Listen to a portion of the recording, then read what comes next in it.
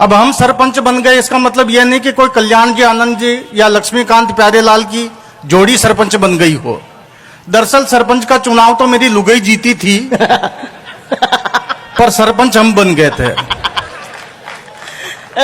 आपके यहाँ पे भी ऐसा ही होता होगा, किसी की पत्नी जीतती है और पार्षद महोदय वो कहलाते हैं।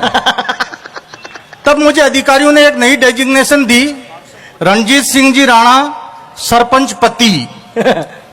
तब मुझे ऐसा लगा कि वास्तव में किसी का पति भी हूं, क्योंकि जब तक अधिकारी नहीं कहते अपन मानते ही नहीं।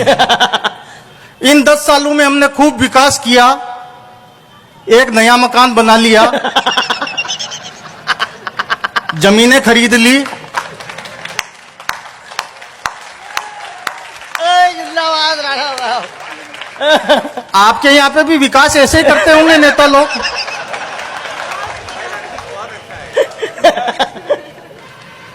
मैं तो अतुल भाई तुम्हें बताना चाहता हूं, हमारे जो विधायक महोदय हैं, उन्होंने हमें एमएलए लेट दिया, बोले विकास करना एमएलए फंड से।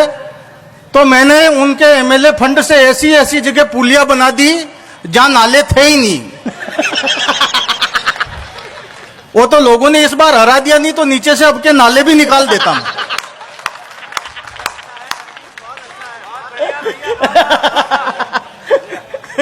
इन 10 सालों में बहुत आनंद आए, पर आजकल तकलीफ आती है। और वो तकलीफ इतनी सी है कि आज भी हमारे गांव वाले में सम्मान देना नहीं भूलते हैं।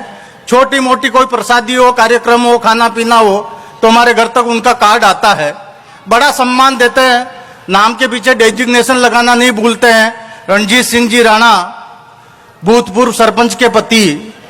पर अभी 3 दिन पहले मेरे घर पे एक कार्ड पड़ा था, मैंने उसे पढ़ा तो मुझे बड़ा आनंद आया। आप तक उस कार्ड को पहुंचाता हूं। उस कार्ड पे लिखा था रणजीत सिंह जी राणा, लिखना चाहिए था भूतपूर्व सरपंच के पति, और पट्टे ने लिखा रणजीत सिंह जी राणा सरपंच के भूतपूर्व पति।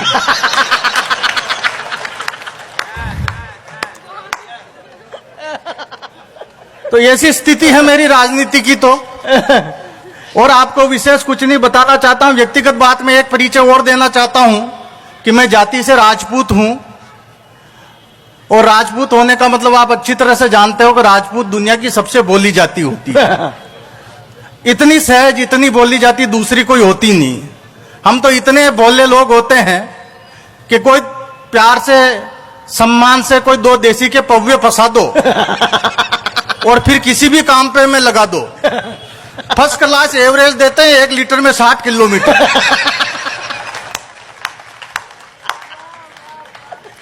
ये हमारे राजस्थान में ही होता है। अब आपके मध्य प्रदेश में तो राजपूत कैसे, मैं उन्हें नहीं जानता हूं, पर हम दूसरे के काम में अपना टांग लड़ाते बराबर। एक आरोप हम पे है कि हमें गुस्सा बहुत आता है, और इस आरोप को मैं भी मानता हूं कि वास्तव में बहुत तीव्र गुस्सा आता है।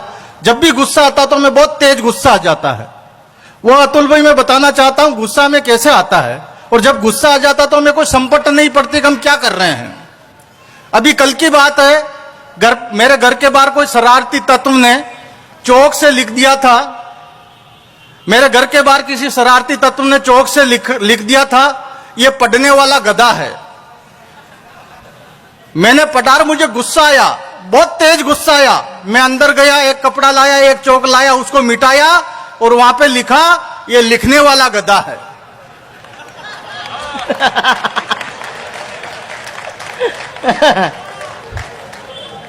तो हमें संपत्ति नहीं पड़ती गुस्से में। इसलिए मैं आपसे कहता हूं कि हम बहुत भोली जाति के लोग हैं। पर एक आरोप हम पे लगा कि हम राजस्थान के राजपूतों ने युद्ध बहुत लड़ा। यहां से चालू हो जाता है, युद्ध बहुत लड़ा है।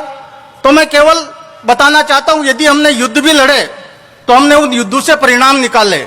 और परिणाम कैसे निकले कि केवल युद्ध नहीं लड़े। अब कविता शुरू करता हूं, मेरे साथ होना, क्योंकि समय बहुत कम है। कि केवल युद्ध नहीं लड़े हमने, केवल युद्ध नहीं लड़े हमने, इतिहास को भी मोड़ा है। केवल युद्ध नहीं लड़े हमने, इतिहास को भी मोड़ा है।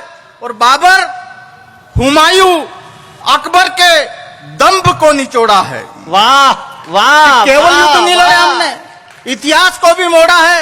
और बाबर हुमायूं अकबर के दम को निचोड़ा है। हमने सीने पे गाव साहब, पीठ में एक खरोच नहीं। अरे मातृभूमि के लिए लड़े कटे, हमको कोई अफसोस नहीं। हम अडिग रहे, हम झुके नहीं, कितने ही सम्मानों से। अरे घास की रोटी ऊंची मानी हमने गरिष्ठ पकवानों से। हम अडिग रहे, हम झुके नहीं, कितने ही सम्मानों से। अरे घास की रोटी ऊंची मानी हमने गरिष्ठ पकवानों से। इसलिए राष्ट्रभक्ति की खुशबू आती है, इसलिए राष्ट्रभक्ति की खुशबू आती है उस मेवाड़ी माटी से। और स्वाभिमान क्या होता है? सीखो हल्दी घाटी से। वाह स्वाभिमान वाह क्या वाह होता वाह। है? सीखो हल्दी घाटी से। स्वाभिमान क्या होता है? सीखो हल्दी घाटी से।